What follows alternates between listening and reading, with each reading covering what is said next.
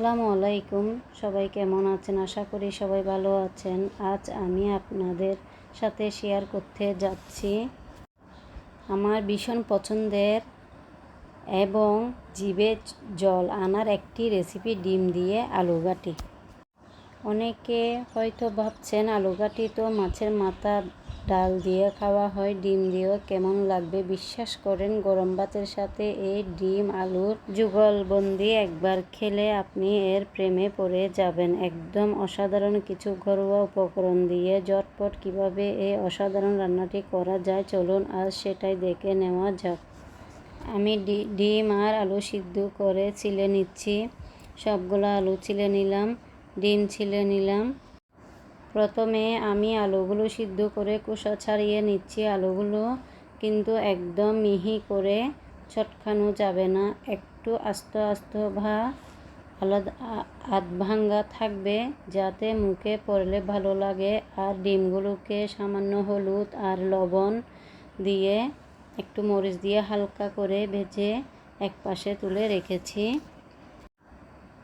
এবার মূল রান্নায় আসা যাক। কড়াইতে পরিমাণ মতো তেল গরম করে প্রথমে দিয়ে দিয়েছি ডিমগুলো আমি 2-1 মিনিট করে ভেজে নিব। ভেজে নেওয়ার পরে ডিমগুলো উঠিয়ে ফেলব।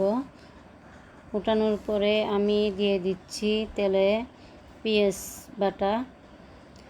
বাটা ব্যবহার করলে মানে ওই রেসিপিটার ঘনটা বেড়ে যায়, এটা খেতেও অসাধারণ মজা লাগে। তো আমি পেঁয়াজ বাটা দিয়ে দিলাম।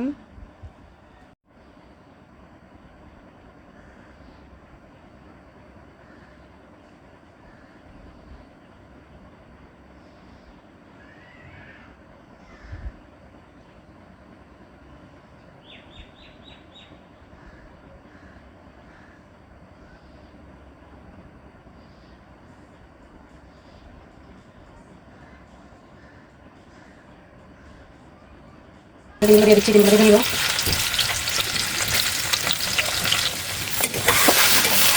এক মিনিট করে ভেজে নিব। ডিমগুলো দিয়ে নিচ্ছি।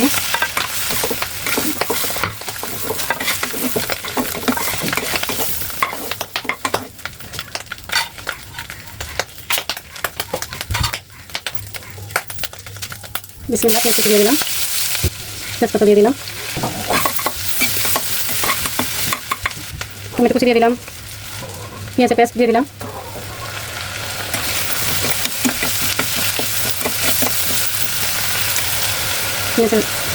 মরিচের গুঁড়া দিয়ে দিলাম,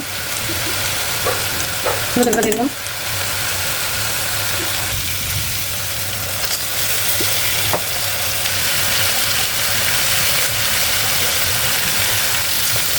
বিসমিল্লাহ, আলু বাটি দিয়ে দিচ্ছি।